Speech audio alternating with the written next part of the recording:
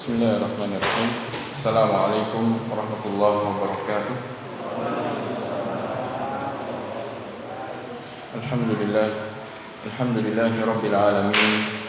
Wassalatu wassalamu ala nabiyyina Muhammadin wa ala alihi wa ashabihi ajma'in. Allahumma salli ala Muhammadin wa ala ali Muhammad kama sallaita ala Ibrahim wa ala ali Ibrahim innaka Hamidum Majid. وبارك على نبينا محمد وعلى آل محمد كما باركت على إبراهيم وعلى آل إبراهيم إنك حميد مجيد. اللهم علمنا ما ينفعنا وانفعنا بما علمتنا وزدنا علما يا رب العالمين. أما بعد. Bapak-bapak hadirin wani fiddin rahimani wa rahimakumullah. Alhamdulillah, pada pagi hari ini kembali kita bisa melanjutkan majelis kita di dalam mengkaji permasalahan-permasalahan fikih yang di dalam majelis kita ini kita mengambil atau mempelajari permasalahan fikih tersebut berdasarkan mazhab al-Imam Asy-Syafi'i rahimahullahu taala. Dan kitab yang kita gunakan dalam pembahasan kita adalah kitab Al-Ghayah wa Taqrib atau disebut juga Mukhtasar Abi Syuja', matan Abi Syuja' rahimahullahu ta'ala. Pembahasan kita masih pada tentang Kitabul Buyu' wal Mu'amalat wa ghairiha minal mu'amalat.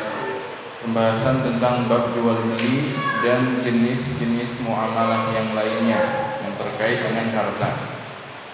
Pada pertemuan sebelumnya kita telah membahas tentang al-ijarah, yaitu hukum seputar sewa menyewa.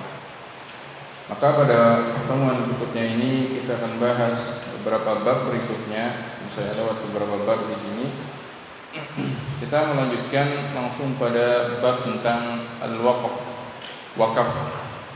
Suatu permasalahan yang sering kita jumpai dan dilakukan oleh sebagian kaum muslimin yang mereka memiliki ke lapangan harta, mereka melakukan suatu amalan qurbah, suatu amalan taqarrub ila Allah, mendekatkan diri kepada Allah Subhanahu wa taala dengan cara berwakaf.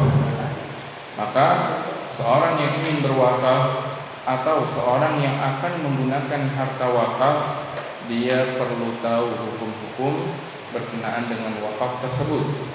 Jangan sampai dia melakukan atau berniat membuat suatu wakaf ternyata tidak sah sebagai suatu wakaf, sehingga tidak menjadi sebuah amalan jariyah, sedekah jariyah yang akan mengalir pahalanya kepada dia setelah meninggal.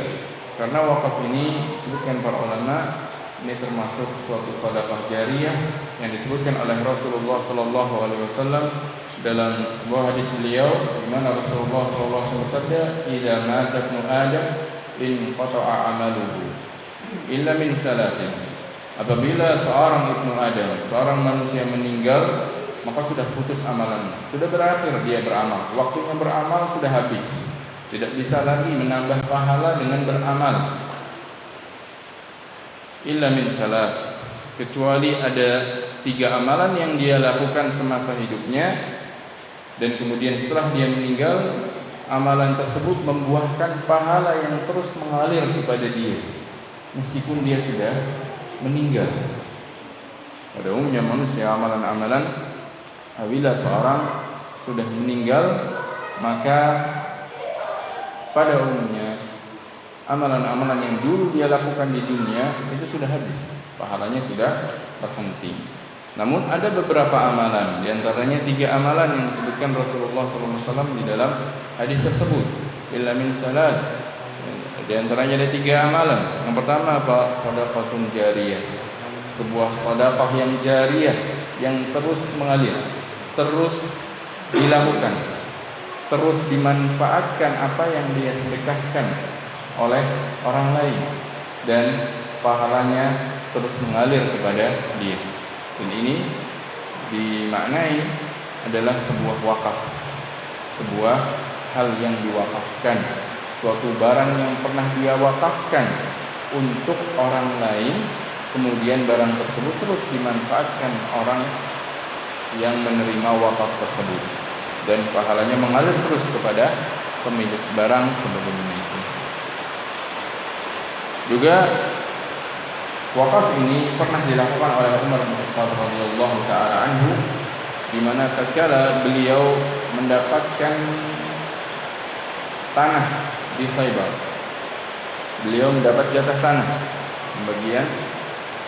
Ketika itu akhirnya belum mendapatkan bagian dari tanah yang ada di Khaybar. Kemudian bertanya kepada Rasulullah SAW, apa yang paling baik yang harus aku lakukan untuk tanah ini?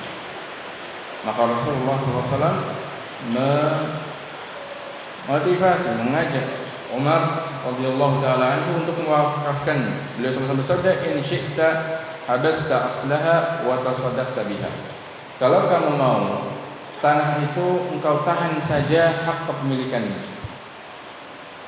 dan manfaatnya engkau sedekahkan. Ini namanya wakaf, yaitu barang itu dihabis, ditahan. Dalam artian apa maksudnya? Sudah tidak boleh lagi dijual, tidak menjadi sebuah harta warisan kalau dia meninggal, tidak boleh dihibahkan. Jadi haknya milik siapa? Haknya milik Allah Subhanahu wa taala. Sudah lepas dari tangan kepemilikan manusia. Namun manfaatnya manusia hanya berhak untuk mengambil manfaatnya. Wa tasaddaqta biha. Engkau sedekah dengan manfaat barang tersebut. Ini dimaknai oleh para ulama, inilah wakaf. Inilah yang dilakukan Umar bin Khattab terhadap sebuah tanah yang beliau miliki dahulu di wilayah Khaybar. Maka tentang wakaf ini merupakan sebuah amalan qurbah, amalan yang mendekatkan diri kepada Allah Subhanahu wa taala dan memiliki sebuah manfaat yang besar, di mana apabila orang yang mewakafkannya sudah meninggal, dia tetap mendapatkan pahala dari barang yang dia wakafkan selama barang tersebut diambil manfaatnya oleh orang-orang yang menerima wakaf. Maka ini perlu kita ketahui hukum-hukum seputar wakaf tersebut. Baik, ikhwani fi din rahimani wa rahimakumullah. Kita mulai masuk pada pembahasan yang disebutkan oleh Syekh di sini. Beliau katakan, faslun wal waqfu jaizun bi thalathati syara'it. Pasal bahwasanya wakaf ini hukumnya boleh. Maksudnya boleh adalah disyariatkan, tidak dilarang.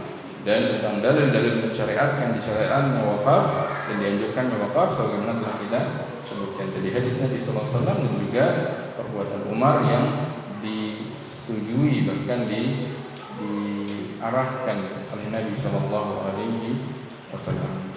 Lalu apa makna wakaf itu sendiri?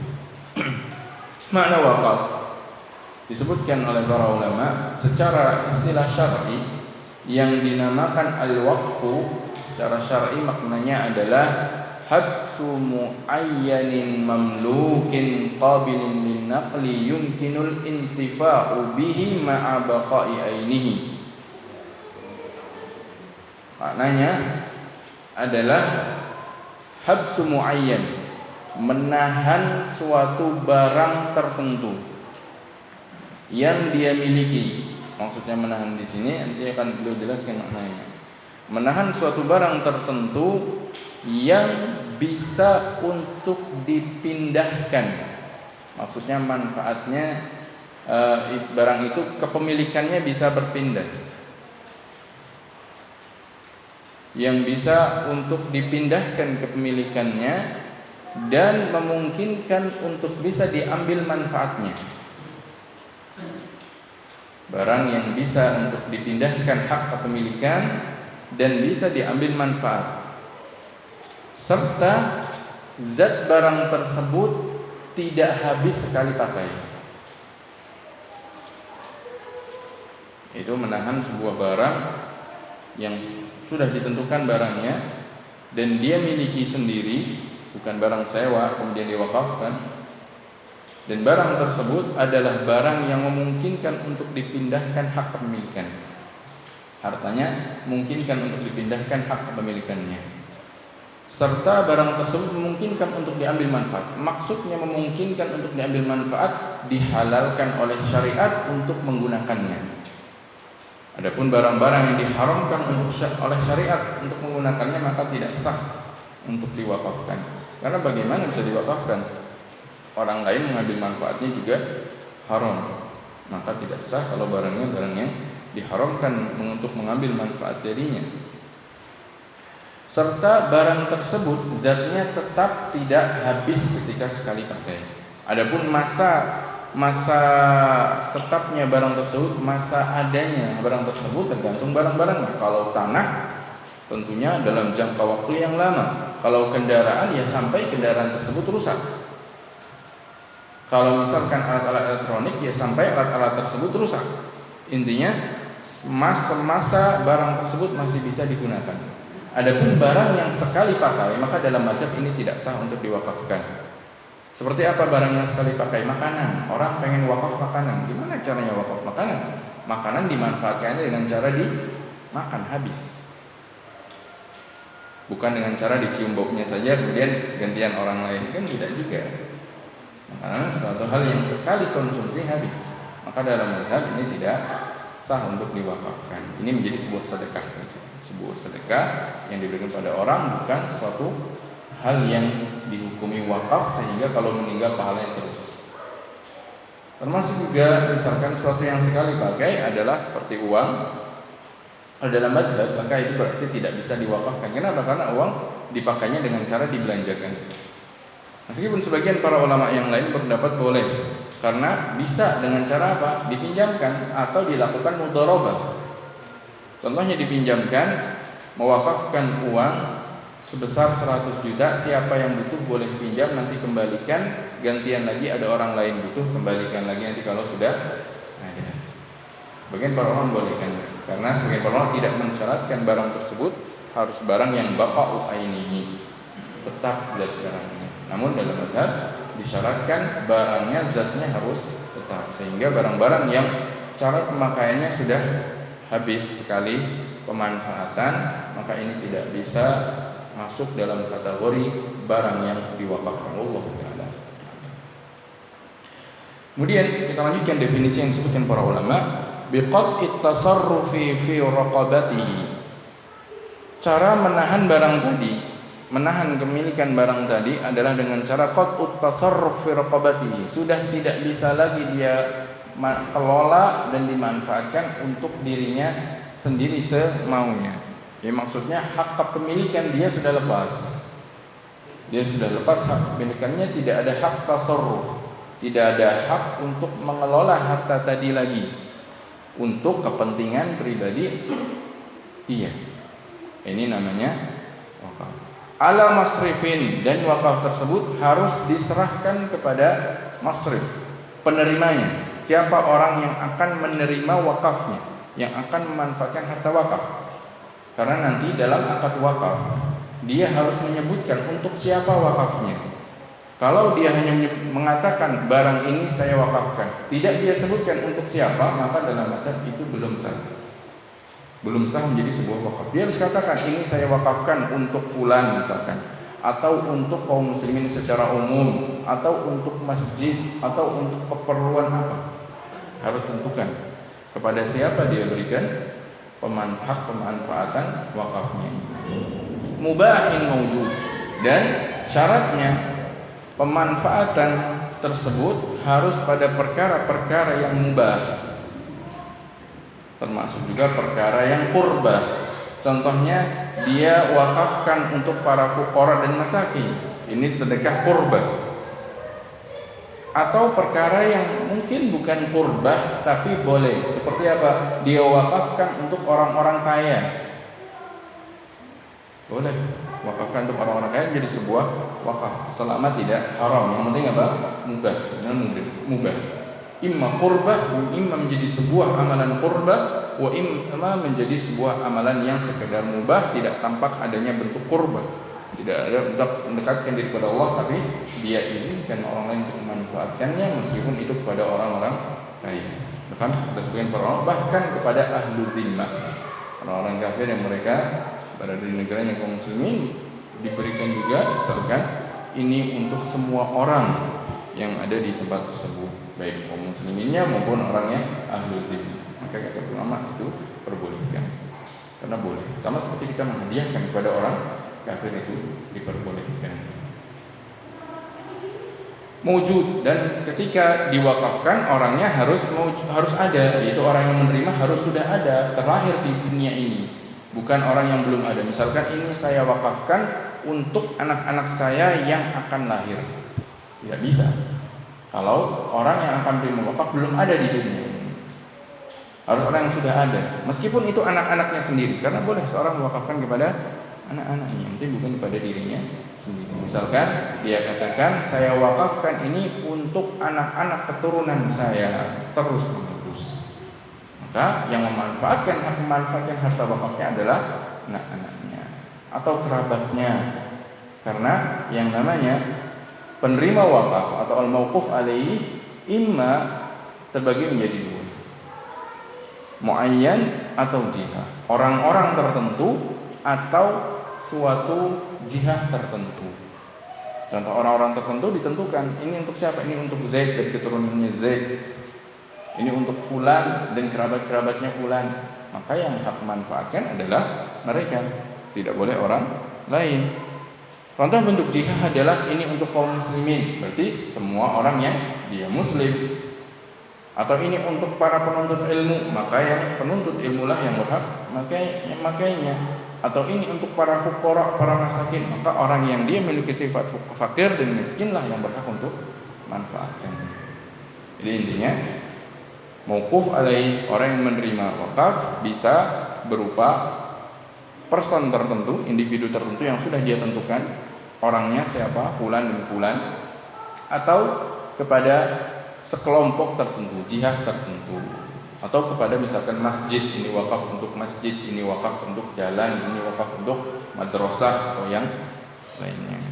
Ini definisi wakaf secara umum, yaitu ketika dia menahan sebuah barang dan barang tersebut barang yang dia miliki, pertama syaratnya dia miliki, kemudian barang tersebut memungkinkan untuk dipindahkan hak kepemilikannya dan dibolehkan untuk mengambil manfaat, serta barang tersebut bukan barang yang habis sekali pemanfaatannya. Dengan cara apa ditahannya tadi? Dengan cara dia lepas hak kepemilikannya, sudah tidak ada hak kepemilikan untuk mengelola untuk kepentingan pribadinya atau kepentingan hal lain, seperti tidak bisa dijual lagi, tidak bisa dihibahkan, tidak bisa dia membatalkan wakafnya, serta itu diberikan kepada penerima-penerima yang sudah dia tentukan, dan penerima tersebut ada ketika akad. Ini definisi dari sebuah wakaf, sebuah akad disebut wakaf. Kemudian para ulama menyebutkan tentang rukun-rukun dan syarat-syarat wakaf tadi. Kalau kita sudah tahu gambaran wakaf seperti apa definisinya, maka kita perlu mengetahui rukun-rukun wakaf. Karena dalam wakaf pun itu ada rukunnya. Sama seperti dalam sholat ada rukunnya, dalam jual beli ada rukunnya, dalam pernikahan ada rukunnya. Pada setiap amalan yang dimana itu ibadah maupun muamalah, maka syariat telah menetapkan aturan berupa adanya rukun-rukunnya, adanya syarat-syaratnya agar sesuai dengan syariat dan tidak menyelisihi syariat di dalam melakukannya. Maka rukun-rukun wakaf yang dijelaskan oleh para ulama ada 4. Ini rukun wakaf. Kalau seorang ingin melakukan sebuah wakaf, otomatis pasti ada 4 hal ini. Gak mungkin hilang satu, itu tidak mungkin. Karena yang namanya rukun sama seperti rumah, ada pondasinya, ada atapnya, ada temboknya. Kalau nggak ada salah satu, belum jadi rumah. Itu rukun. Nah, apa saja rukun wakaf? Rukun wakaf pertama adalah al-waqif, orang yang mewakafkan. Kan kalau nggak ada orang yang mewakafkan, nggak ada wakaf. Kemudian yang kedua adalah al-mauqufu alaih, orang-orang yang menerima wakaf atau si penerima wakaf. Siapa si penerima wakafnya? Yang nanti masing-masing ada syaratnya. Yang ketiga adalah al-mauquf, hartanya. Harta apa? Benda apa yang diwakafkan? Ini harus ada. Gak mungkin orang cuma ngomong, pokoknya saya mau mewakafkan sesuatu. Apa? Tidak dia jelaskan wakafnya, apa itu. Kemudian dia hanya ngomong, saya akan wakaf, kemudian dia dikatakan sudah berwakaf. Tidak. Barang apa yang dia wakafkan, dia tentukan ketika melafalkan sighahnya. Rukun yang keempat adalah sighah. Sighah wakaf, yaitu dia melafalkan. Sama seperti pada jual beli, ada ijab, ada qabul. Pada jual beli ada sighah. Sighahnya apa? Ijab dan qabul. Nah, dalam wakaf ada juga sighah, yaitu ijab, qabul. Ijab misalkan si pewakaf dia mengatakan, ini rumah ini saya wakafkan untuk fulan. Maka yang menerima wakaf dia katakan saya terima wakafnya. Ini sighahnya. Kalau itu pada muayyan. Tapi kalau pada jihah maka tidak perlu. Misalkan ini saya wakafkan untuk kaum muslimin, maka tidak perlu ada yang mengatakan saya menerimanya kalau pada jihah. Tapi kalau pada muayyan, individu tertentu, individu yang menerima itu harus ada qabul, dia menerima. Karena itu merupakan syarat pada sighah. Baik. Maka dari 4 rukun tadi kita akan sebutkan syarat-syaratnya sehingga wakaf yang dilakukan sah. Terkait dengan rukun yang pertama, yaitu sih wakaf, maka syaratnya ada 2. Yang pertama adalah ikhtiyar. Dia mewakafkan karena memang itu merupakan pilihannya dia sendiri, bukan dipaksa. Bukan dipaksa. Kecuali apabila dipaksanya dengan cara yang hak. Gimana cara dipaksa dengan cara yang hak? Dipaksa dengan cara yang hak. Dahulu pernah dia bernazar untuk mewakafkan sesuatu, namun ternyata kok tidak dia wakafkan juga. Akhirnya apa? Hakim atau qadhi memutuskan dan memaksa dia untuk mewakafkan apa yang dulu pernah dia nazarkan. Ini dipaksa dia supaya penuhi nazarnya, tunaikan nazarnya. Karena Rasulullah menyebutkan, "Man nadhara an yuti Allah falyuti'hu." Barang siapa bernazar untuk melakukan sebuah ketaatan kepada Allah Subhanahu wa taala, maka lakukan ketaatan itu. Tunaikan nazar itu. Tidak boleh diganti dengan kafarah. Kalau nazarnya ketaatan, tunaikan nazarnya. Kalau itu sebuah ketaatan. Maka kalau seorang itu ternyata pernah bernazar kemudian dia enggan, ada kesempatan wakafan enggak jadi. Dulu batal nazarnya. Tidak bisa. Hakim maksa dia untuk mewakafkannya. Ini contoh ketika dia dipaksa dengan cara yang hak. Baik, maka syarat pertama bagi seorang yang mewakafkan adalah ikhtiyar. Dia mewakafkan dengan sukarela. Tidak ada paksaan, kecuali paksaan yang dibenarkan oleh syariat, paksaan dari hakim karena sebuah hal yang dia lakukan. Syarat kedua yang harus ada pada wakif adalah ahliyatut tabarru'. Ahliyatut tabarru'i fil hayah. Maksudnya dia adalah orang yang boleh untuk melakukan tabarru'. Tabarru' itu maksudnya hartanya dia belanjakan untuk apa? Dia donasikan untuk orang lain. Tabarru', dia hartanya dia kasihkan untuk kepentingan orang. Misalkan dia donasikan. Ini syaratnya dia harus orang yang ahli tabarruk. Maksudnya apa? Maksudnya orang yang dia dihajar secara syariat. Seperti apa? Sobi, anak kecil. Kan harus walinya yang ingin melakukan sebuah akad-akad dari dia. Atau orang yang dihajar karena safahnya, karena ketidakcakapan dia dalam mengelola harta, akhirnya apa? Diajukan ke hakim, hakim menetapkan adanya hajar pada dia, hartanya dikelola oleh wali atau oleh hakim. Maka tidak boleh dia sendiri yang mewakafkan. Yang mewakafkan adalah para yang melihat maslahatnya, kira-kira masalahnya gimana. Ini ahlu tabarruk. Adapun orang yang dia hartanya dia punya hak untuk mengelolanya sendiri, maka boleh baginya untuk mewakafkan. Ini 2 syarat ini ada pada wakaf. Kemudian syarat berkenaan dengan rukun kedua, yaitu orang-orang yang menerima wakaf. Syarat berkenaan dengan orang-orang yang menerima wakaf diantaranya adalah pertama, an la yakuna maksiatan. Penerima wakaf ini bukanlah dalam rangka maksiat. Bukanlah dalam rangka maksiat. Contohnya apa? Contohnya tidak boleh misalkan mewakafkan untuk apa? Untuk kemakmuran tempat ibadah agama lain. Dia wakafkan ternyata digunakan untuk ibadahnya agama lain. Ini kemaksiatan di mana mereka beribadah kepada selain Allah Subhanahu wa taala. Maka tidak boleh diwakafkan. Atau mewakafkan untuk orang yang dia tahu mereka akan menggunakannya untuk perkara maksiat. Dia wakafkan rumah untuk apa? Untuk dagang khamar. Makanya sudah tidak boleh, tidak sah wakafnya.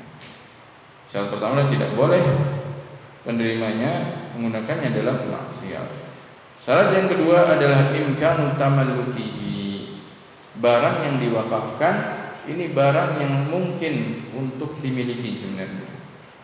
Barang yang memungkinkan untuk dimiliki. Adapun barang yang tidak memungkinkan untuk dimiliki oleh si penerima, meskipun pemiliknya nanti bukan si penerima wakaf, namun syaratnya barang ini kalau seandainya dikasih boleh untuk dimiliki. Contohnya apa kalau tidak boleh dimiliki? Dia mewakafkan mushaf untuk orang-orang kafir, atau dia mewakafkan seorang budak muslim dikasih ke orang kafir, menjadikan orang kafir memiliki hak memanfaatkan budak muslim tersebut. Kata para ulama, ini contohnya. Tidak boleh dia wakafkan kepada orang tersebut. Dua syarat ini berkenaan dengan al-mauqufu alaihi, ya, orang-orang yang menerima wakafnya. Kemudian syarat berkenaan dengan yang ketiga yaitu barang yang diwakafkan. Ini syaratnya banyak, lebih banyak dari yang sebelumnya. Syaratnya 8 syarat terkait dengan barang yang akan diwakafkan. Yang pertama, kaunuhu ainan. Yang pertama, harta itu adalah suatu ain, itu ada zatnya, bersifat apa? Memiliki fisik. Barang yang akan dia wakafkan, bukan hak saja, bukan sekedar hak-hak.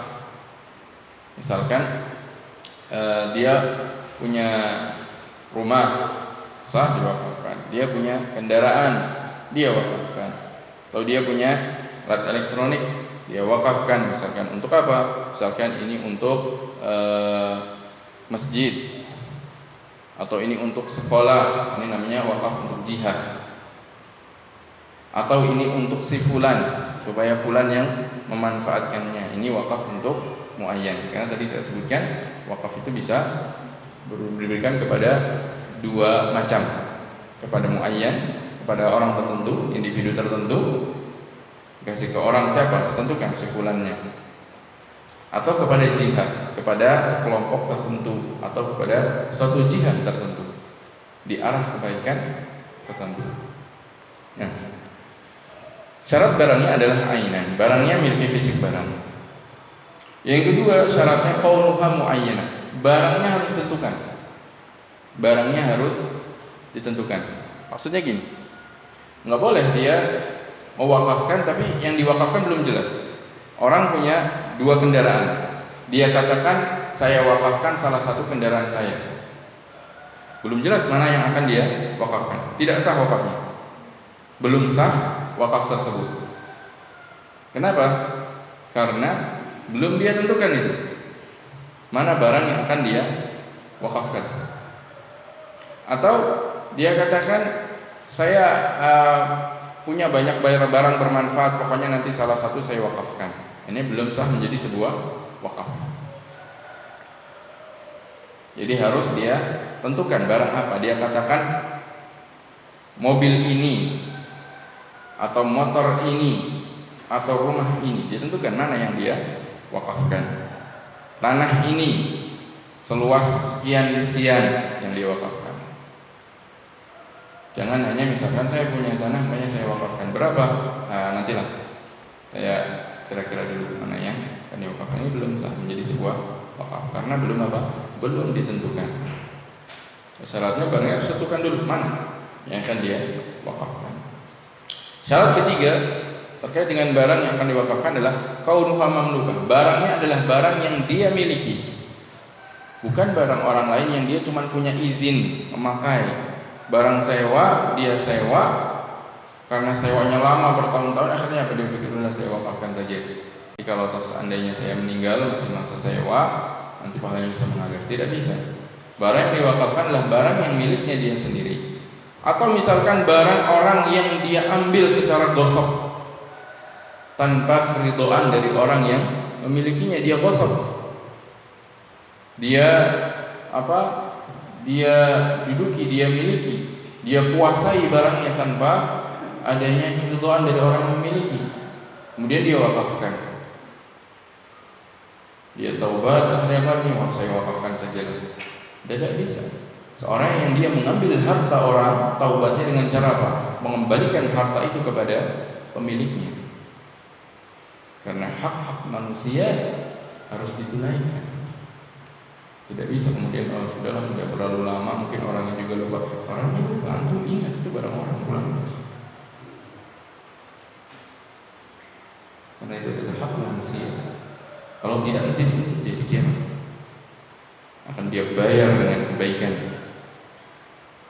Atau kalau tidak punya kebaikan, pahala orang yang dia zalimi akan ditimpakan kepada dia. Dosa orang yang dia zalimi akan ditimpakan kepada dia. Maka syaratnya ada barang itu barang yang dia miliki sendiri dengan kepemilikan yang sah secara syar'i. Yang keempat syaratnya adalah kaunuha qabilatan linaqli. Barangnya bisa dipindah tangankan, bisa dipindah hak kepemilikannya. Meskipun barangnya tidak bisa dipindah-pindah. Seperti tanah, rumah enggak bisa dipindah-pindah. Tapi hak kepemilikannya kan bisa dipindah, bisa dijual. Maka barang-barang yang memiliki qabilun linaqli, yang bisa untuk dipindah hak kepemilikannya, ini bisa juga diwakafkan. Karena nanti lepas dari pemilikannya adalah milik Allah Subhanahu wa taala, dan manfaatnya manfaat yang dibolehkan milik orang-orang yang menerima wakaf tersebut. Syarat yang kelima adalah kaunuha nafi'ah. Barang tersebut harus barang yang bermanfaat, barang yang boleh untuk dimanfaatkan. Adapun barang yang tidak boleh dimanfaatkan, maka tidak sah wakafkannya. Atau barang yang sama sekali tidak bisa dimanfaatkan. Barang tidak bisa dimanfaatkan maka tidak sah diwakafkan. Dan syarat yang keenam, kaunu naf'iha la bidhahabi ainiha. Barang tersebut cara manfaatkannya bukan dengan cara dikonsumsi habis atau dipakai habis. Jadi barangnya zatnya tetap bisa dipakai beberapa orang banyak sampai barang itu benar-benar rusak, sampai barang tidak bisa dipakai lagi. Bukan barang yang sekali pakai. Kalau barang sekali pakai contohnya seperti makanan, makanan ini diwakafkan gimana? Orang yang menerima wakaf kan dimakan sudah habis. Maka seperti ini dalam mazhab tidak sah untuk diwakafkan. Barang yang sekali pakai sudah selesai, barangnya sudah tidak dimiliki lagi zatnya, fisiknya sudah tidak ada lagi, maka tidak bisa diwakafkan. Wakafkan barang yang fisiknya tetap tapi masih bisa dimanfaatkan. Seperti apa? Rumah bisa ditempati, atau tanah masih tetap tanahnya ada, bisa digunakan di atasnya. Misalkan disewakan, nanti hasil sewanya untuk para penerima wakafnya. Karena manfaat yang bisa diambil dari wakaf ima dengan cara memakainya, ima dengan cara upah atau keuntungan yang didapat dari barang wakaf tersebut, itulah yang diberikan. Jadi yang diberikan kepada para mauquf alaihi, para penerima wakaf, imma manfaat imma kullah. Manfaat itu maksudnya kalau rumah ditempati itu manfaat, jadi langsung dipakai manfaatnya. Atau bisa juga wakafnya itu ini bukan ditempati para fuqara masakin karena lebih maslahat, mereka butuhnya uang. Mereka sudah punya rumah misalkan. Berarti gimana? Rumahnya disewakan, rumah yang sudah diwakafkan disewakan, hasil sewanya sepenuhnya diberikan kepada para fuqara dan masakin. Itu namanya kullahnya, hasil keuntungan dari barang wakafnya. Tidak boleh diambil oleh pemilik. Saya minta 10%, tidak bisa. Kalau dia bukan fakir, bukan miskin, dia tidak punya hak. Tapi kalau dia fakir miskin, ya dia masuk dalam kategori orang-orang yang menerima wakafnya. Misalkan dulu dia punya harta yang banyak, dia wakafkan. Qadarullah, setelah sekian lama ternyata dia masuk dalam sifat orang-orang penerima wakaf. Jadi dia boleh untuk menerima hasil wakaf tersebut. Syarat yang terakhir, yang ke-8 dalam berkenaan dengan barang yang diwakafkan, yaitu kaunuha maqsudan, barang tersebut memiliki tujuan yaitu yang memang biasanya dipakai. Seperti misalkan barang tersebut adalah barang yang digunakan untuk ditinggali atau ditempati, digarap dan yang lainnya. Ini 8 syarat terkait dengan barang-barang yang kemudian syarat yang berkenaan dengan rukun keempat, rukun terakhir dari rukun yang tadi kita sebutkan, syarat berkenaan dengan sighahnya, berkenaan dengan sighah wakaf. Sighah itu maksudnya ijab qabul. Syarat pertama, sini ada 5 syarat kaitan dengan sighahnya. Nanti dari syarat-syarat tersebut kita bisa menghukumi kasus-kasus yang ada. Hukumnya apa? Sah tidak wakafnya? Kita pelajari syarat-syarat ini. Syarat yang pertama berkenaan dengan sighahnya adalah dengan lafaz yushiru bil murad. Wakaf dalam madhab Imam Syafi'i rahimahullah, ketika seorang mewakafkan harus dengan melafalkan. Tidak bisa dengan sebuah perbuatan saja. Bagaimana wakaf dengan perbuatan tanpa melafalkan? Contohnya gini, ada orang bikin bangunannya seperti masjid, tapi dia tidak katakan ini masjid. Pokoknya dia izinkan semua orang mau sholat silahkan, dibuka bebas buat orang mau sholat. Apakah otomatis menjadi sebuah masjid? Jadi sebuah wakaf, bangunan wakaf yaitu masjid. Karena masjid itu wakaf, wa annal masajida lillah fala tad'u ma'allahi ahada. Maksudnya masjid itulah milik Allah. Milik Allah berarti apa? Wakaf. Apakah otomatis menjadi sebuah masjid kalau tidak dia lafalkan ini masjid atau ini saya jadikan masjid? Dalam arti tidak otomatis menjadi sebuah masjid kecuali dia lafalkan ini masjid atau ini saya wakafkan sebagai sebuah masjid. Atau kuburan misalkan, dia punya tanah, silahkan siapa yang mau menguburkan silakan di tanah saya. Dia kasih izin, tapi tidak dia katakan ini adalah kuburan umum misalkan. Maka tidak otomatis menjadi sebuah tanah yang diwakafkan sebagai kuburan. Baik. Maka syarat pertama terkait dengan sighah ini adalah lafzun, dengan lafal. Yushiru bil murad, yang dimana lafal ini menunjukkan makna wakaf. Jadi ketika seorang ingin berwakaf, dia melafalkan, mengucapkan dengan ucapan yang mengandung makna wakaf. Apa ucapan yang mengandung makna wakaf? Kata para ulama, lafaz yang menunjukkan wakaf ini terbagi menjadi lafaz yang sharih dan lafaz kinayah. Lafaz yang jelas dengan terang maknanya adalah wakaf, seperti dia katakan ini saya wakafkan. Nah, ini jelas maknanya wakaf, nggak butuh niat. Kalau seperti itu nggak butuh niatan. Maksudnya meskipun dia dengan tujuan niatan yang lain, tapi memakai lafalnya lafal wakaf, ya sudah menjadi sebuah wakaf.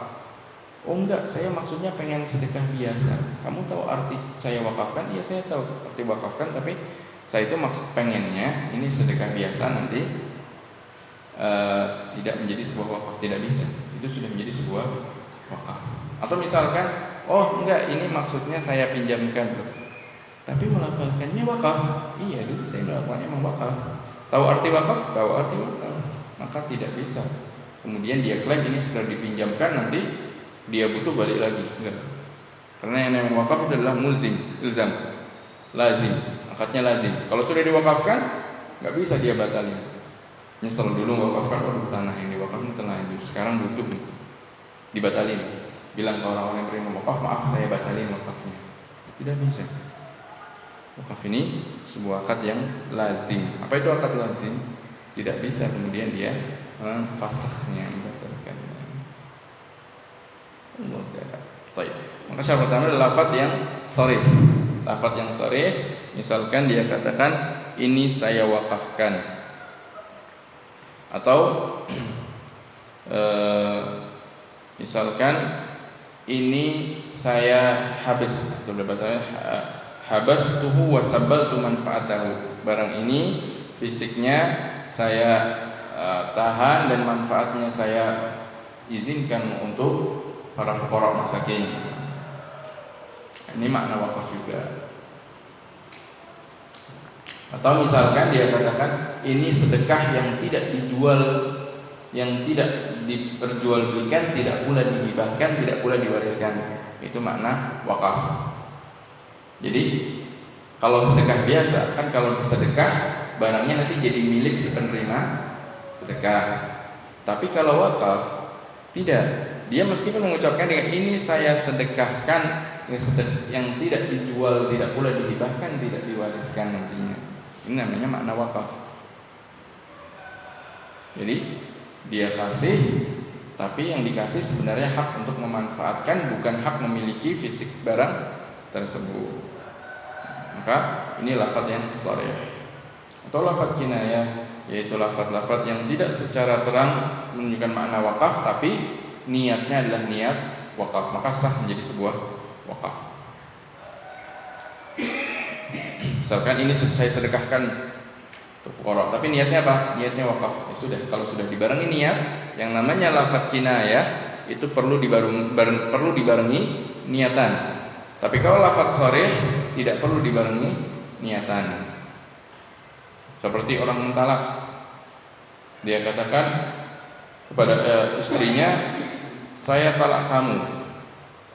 Dia tahu arti talak. Kalau bahasa kita mungkin diterjemahkan saya cerai. Kemudian dia katakan, saya itu tujuannya bukan cerai, maksudnya talak, suruh kamu menjauh dulu dari saya. Tetap jatuh talak meskipun niatannya tidak talak, karena lafadznya apa? Lafadz sharih, maknanya sudah talak, tidak bisa dikaitkan lagi dengan niat. Tapi kalau misalkan lafadznya kamu pulang aja sana ke rumah orang tua, ini masih bisa dibawa kepada apa? Tujuannya. Kalau dibarengi niat talak, jatuh talak. Kalau tidak dibarengi niat talak, cuman pengen nyuruh istrinya menjauh dari rumahnya, maka tidak jatuh talak. Ini lafadz kinayah namanya. Begitu juga pada wakaf, lafadz yang mengandung makna wakaf dan tidak bisa dimaknai selain wakaf, tidak butuh kepada niatan orang yang melafalkan. Tapi lafadz yang dimana masih bisa dibawa kepada makna selain wakaf, maka butuh adanya niatan dia mewakafkan. Itu namanya lafadz kinayah. Maka syarat pertama pada sighah wakaf adalah dia melafalkan dengan ucapan yang memberikan tujuan kepada wakaf, imma dengan lafadz yang sharih, imma dengan lafadz kinayah. Kalau lafadz sharih dia katakan barang ini saya wakafkan untuk fulan, lafadz yang sharih. Kemudian tadi kita sedikit menyebutkan di awal bahasan bahwasanya wakaf bisa diarahkan ke dua tujuan. Pertama adalah ke individu tertentu. Misalkan ini saya wakafkan untuk si fulan dan keturunan-keturunannya. Ini namanya kepada muayyan. Sudah ditunjuk si penerimanya siapa individunya. Boleh wakaf seperti itu. Itu namanya wakaf alal muayyan. Atau misalkan dia katakan ini saya berikan kepada anak saya. Saya wakafkan kepada anak saya si fulan. Ini namanya wakaf kepada muayyan. Maka yang berhak memanfaatkan adalah si fulan tadi. Gimana kalau si fulan meninggal? Dilihat dia ketika mewakafkan menunjukkannya, ditunjuk nggak orang setelahnya siapa? Kalau misalkan dia katakan dan keturunannya, berarti ada orang-orang yang melanjutkan.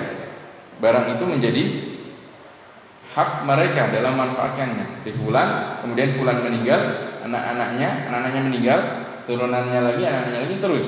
Kalau dia katakan si fulan dan keturunannya. Tapi gimana kalau misalkan wakafnya kepada satu orang saja dan tidak dia lanjutkan siapa penerima setelahnya? Maka dalam mazhab nanti kalau orang yang sudah meninggal, hak pemanfaatan wakaf tersebut larinya kemana?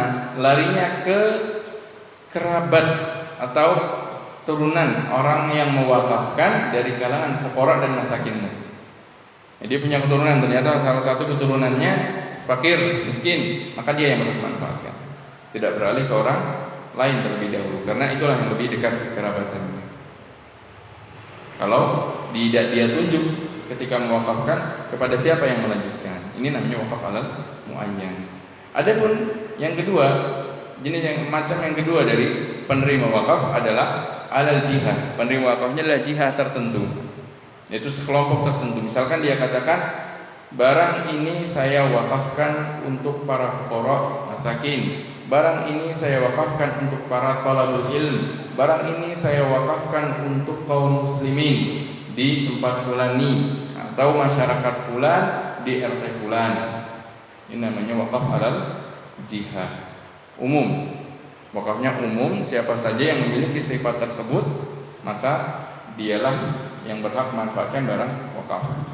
Dari dua hal tersebut perbedaannya adalah pada sighah. Kalau pada muayyan disyaratkan padanya qabul tadi. Kalau pada jihah maka tidak disyaratkan padanya qabul. Cukup dia mengatakan saya wakafkan kepada warga fulan, kepada kaum muslimin fulan, selesai. Sudah menjadi sebuah wakaf yang sah. Ini terkait dengan syarat pertama. Syarat yang kedua berkaitan dengan sighah lafaz adalah ta'bid. Wakaf tak boleh ditentukan waktunya, cuman sekian tahun misalkan. Misalkan dia katakan ini saya wakafkan selama 10 tahun, nggak boleh, nggak sah. Kenapa? Wakaf itu terus menerus, nggak bisa cuman 10 tahun saya mewakafkan. Kalau dalam rangka 10 tahun sebelum 10 tahun saya meninggal, saya dapat pahala selama 10 tahun. Tidak. Ta'bid terus menerus, tidak bisa ditaktid. Maka tidak sah kalau dia katakan saya wakafkan selama 1 tahun saja, selama 10 tahun saja, tidak sah. Kemudian syarat yang ketiga tanjis. Tanjis ini maksudnya adalah tidak boleh wakaf ketika dia melafalkan wakaf dikaitkan dengan kejadian tertentu. Misalkan ini saya wakafkan kalau sudah bulan Ramadan. Apakah otomatis menjadi wakaf saat itu juga? Tidak, karena tidak sah apa yang dia lafalkan. Kalau dia ingin mewakafkan ya nanti di bulan Ramadan dia lafalkan lagi. Tidak cukup melafalkannya sekarang. Kecuali pada barang-barang kata para ulama yang sifatnya adalah memerdekakan, membebaskan barang tersebut. Maksudnya apa? Maksudnya adalah seperti misalkan bangunan ini saya jadikan masjid, tapi nanti di awal bulan Ramadan, maka otomatis datang bulan Ramadan barang itu sudah menjadi sebuah barang wakaf, yaitu berupa masjid, meskipun tidak dia lafalkan lagi di awal Ramadan, karena lafaz yang dia ucapkan ketika itu, misalkan sekarang di bulan Rajab, itu sudah sah. Hanya saja hukum wakafnya, statusnya menjadi sebuah barang wakaf nanti di awal bulan Ramadan sesuai apa yang sudah dia tentukan. Kalau itu pada barang-barang yang sifatnya membebaskan, dalam artinya istilahnya tahrir, artinya membebaskan, seperti contohnya masjid, itu kan membebaskan dari pendidikan orang di untuk keumuman. Baik, maka ini syaratnya harus tanjis. Maksudnya tanjis, dia katakan ini saya wakafkan tanpa harus diikuti kalau tidak boleh ditaklid. Kemudian syarat yang keempat adalah bayanul masrif. Ketika melafalkan wakaf harus dia tentukan siapa penerimanya. Gak cukup kalau dia mengatakan barang ini sudah saya wakafkan. Untuk siapa? Belum dia tentukan, maka belum sah jadi sebuah akad wakaf. Maksudnya kalau belum sah apa? Barangnya bukan barang wakaf, masih milik dia. Itu maksudnya kalau belum sah, masih milik dia. Jadi seandainya setelah dia katakan itu dia jual, masih boleh, karena belum sah jadi sebuah barang wakaf, karena belum ketahuan siapa penerimanya. Maka dalam mazhab dia harus menentukan siapa para penerima wakaf tersebut. Kalau dia ingin wakaf, berarti yang dia katakan barang ini, misalkan dia katakan rumah ini saya wakafkan misalkan kepada si fulan atau kepada para fuqara masakin atau kepada para thalibul ilm atau kepada misalkan kalau ingin wakafkannya ke sekolah untuk sekolah fulani, untuk pesantren fulani atau untuk santri-santri fulani, itu namanya sudah menentukan siapa para penerima wakafnya. Dan syarat terakhir kait dengan rukun yang keempat inilah al-ilzam, itu maksudnya adalah tidak boleh disyaratkan adanya khiyar. Gak boleh dia katakan ini saya wakafkan tapi nanti kalau saya butuh saya ambil lagi. Gak boleh. Wakaf itu ilzam. Sudah diwakafkan ya sudah lepas dari kepemilikannya, tidak bisa dia khiyar minta balik lagi. Karena sudah tidak punya hak untuk memilikinya. Demikian beberapa syarat dan rukun terkait dengan wakaf. Dan di sini beliau sebutkan itu Abu Syuja'. Kita kembali kepada kitab Abu Syuja' dengan tiga syarat. Tiga syarat ini sebenarnya sudah terwakili dengan syarat-syarat yang tadi kita sebutkan, bahkan lebih lengkap dari apa yang kita sebutkan. Beliau katakan syarat pertama an yakuna mimma yuntafa'u bihi ma baqainihi, barang yang bisa dimanfaatkan dan tetap fisiknya tadi. Kemudian yang kedua yang disebutkan Abu Syuja' dalam kitabnya wa an yakuna ala aslin mawjudin wa far'in la yanqati. Syarat wakaf ini kalau wakafnya terhadap individu tertentu, individunya orangnya sudah ada dan beliau katakan far'in la yanqati, keturunan-keturunannya bukan keturunan yang kemudian habis. Namun pendapat ini dalam mazhab yang utama dalam mazhab adalah tidak disyaratkan far'un la yanqati para ulama. Dan syarat yang ketiga disebutnya Abu Syuja' an la yakuna fi mahdzur, tidak boleh wakafnya pada perkara maksiat, perkara yang Allah haramkan. Poin terakhir terkait dengan wakaf ini adalah tentang syarat yang diberikan oleh orang yang mewakafkan. Maka dikatakan wa huwa ala ma syaratal waqif. Sebuah barang yang sudah diwakafkan oleh orangnya, maka wajib dipenuhi syarat-syarat yang telah diminta oleh orang yang mewakafkan. Min taqdimin, misalkan dalam masalah prioritas, dia katakan prioritaskan ini untuk kaum muslimin yang ada di tempat fulan. Berarti kita harus kasih dulu ke tempat fulan. Kalau tempat fulan sudah tidak ada, para fuqara masakinnya baru pindah ke tempat lain. Enggak boleh kita dahulukan tempat lain dari tempat yang sudah disyaratkan oleh si pewakaf. Au ta'khirin, atau misalkan dia akhirkan, dia katakan yang ini nerimanya belakangan, maka kita jadikan dia yang paling belakangan. Au taswiyatin, atau misalkan dia syaratkan semuanya nerimanya sama, maka kita juga harus memanfaatkannya sama. Au tafdilin, atau misalkan dia katakan ini harus lebih banyak, yang ini lebih sedikit, kita harus tunaikan syarat-syarat yang diucapkan oleh si wakaf, karena wakaf itu adalah sebuah amanah. Dan ketika wakaf nanti akan ada orang, biasanya ada orang yang disebut nadhirul wakaf, si pengamat wakaf atau si pengelola wakaf. Pengelola wakaf ini sebenarnya bisa orang yang mewakafkan sendiri atau para penerima wakafnya. Kalau mereka tidak ada atau tidak mau mengelola sendiri wakafnya, maka beralihnya nanti ke hakim, ke qadhi, atau ke imam. Nanti imam yang dia akan mengelola wakaf, menunjuk orang untuk mengelola wakaf. Dan si pengelola wakaf adalah amin, orang yang sudah diberikan amanah. Dan orang yang diberikan amanah wajib dia tunaikan amanah-amanah tersebut. Kalau ada syarat dari orang yang mewakafkan, harus dia tunaikan syaratnya. Dan kalau ternyata tidak ada syaratnya, maka dia diberikan bebas, dia mengelola sesuai dengan maslahat yang terbesar yang memungkinkan bagi si pewakaf, agar pahalanya terus mengalir kepada si pewakaf setelah dia meninggal. Demikian beberapa pembahasan terkait dengan hukum wakaf. Semoga ini bermanfaat dan semoga Allah Subhanahu wa taala berikan kita taufik untuk bisa mengamalkan ilmu-ilmu yang telah kita pelajari. Wassallallahu Nabi Muhammadin wa alihi wa sahbihi wasallam. Silakan kalau ada yang ditanyakan. Ya. Silakan Pak. Waalaikumsalam warahmatullahi wabarakatuh.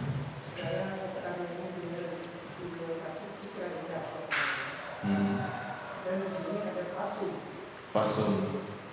Pertanyaannya, apakah fasum ini bisa disamakan dengan berapa? Tiga.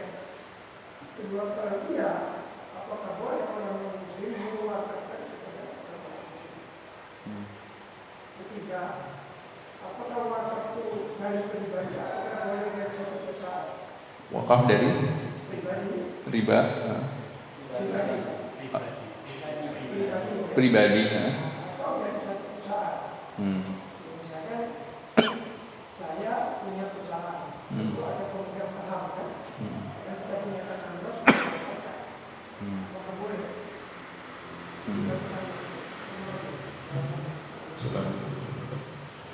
Pertama fasum, tanah fasum. Apakah tanah fasum bisa dikategorikan sebagai sebuah wakaf? Pertanyaannya Pak ya. Tadi di antara syarat wakaf adalah dengan melafalkannya, yaitu dia katakan ini tanah ini saya wakafkan untuk si fulan. Maka kalau misalkan tanah itu adalah masih tanah fasum. Tanah fasum itu kan berarti tanah yang diizinkan untuk memakai umum, tapi tanah itu kan tetap apa? Tetap milik seseorang.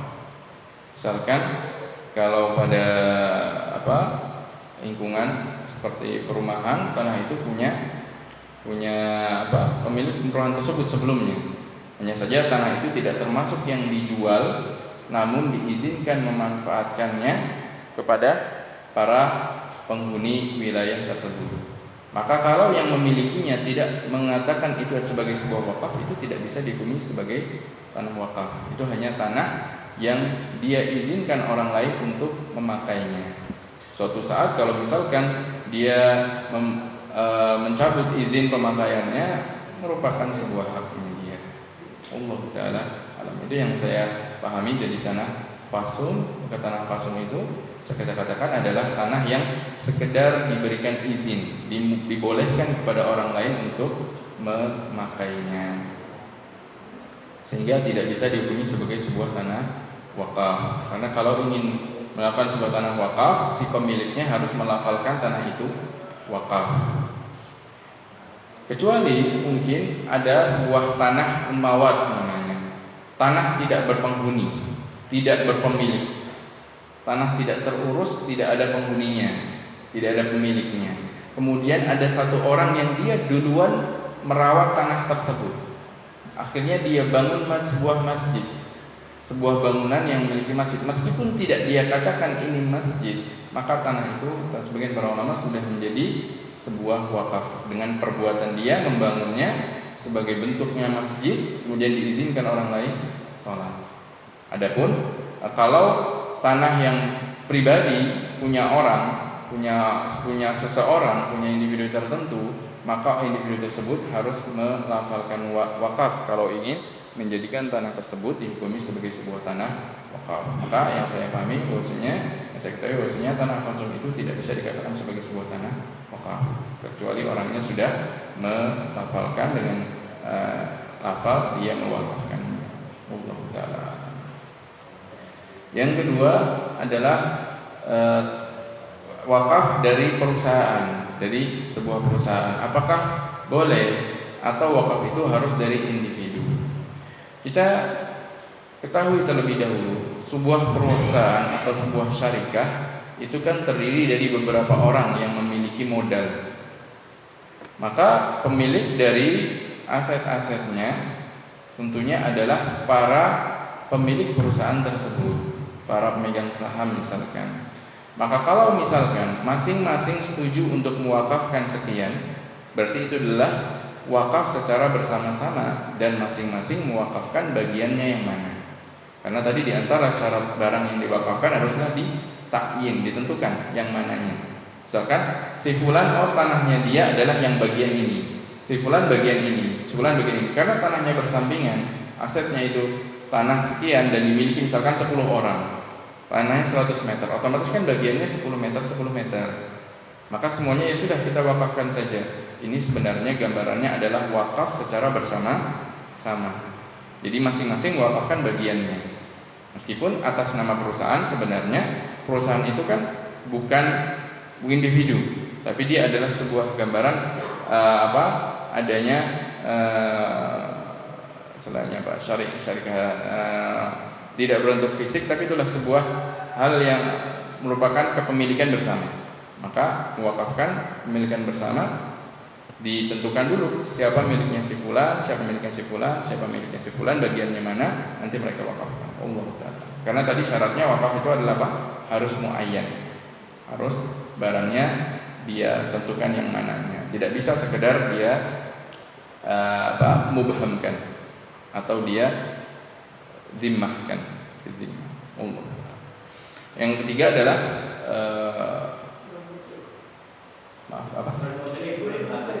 wakafnya orang-orang kafir. Apakah orang-orang kafir boleh mewakafkan, dalam artian apakah sah wakafnya orang-orang kafir pada kaum muslimin? Dari yang kita tahu tentang syarat wakaf tadi adalah ahlun littabarruk. Yang penting dia sah untuk melakukan sebuah tabarruk. Hanya saja apakah wakaf tersebut bermanfaat bagi mereka? Kita ketahui bahwasanya amalan orang-orang kafir kelak di akhirat adalah amalan-amalan yang tidak bermanfaat bagi mereka. Allah akan abaikan amal-amal soleh yang mereka lakukan. Sedangkan seorang itu berwakaf tujuannya apa? Yang tujuannya nanti kalau sudah meninggal pahalanya terus mengalir. Sedangkan kekufuran dia menghalangi dia untuk menerima pahala dari amalan-amalan yang dia lakukan selama di dunia. Kita katakan wakafnya orang-orang kafir tidak bermanfaat bagi mereka.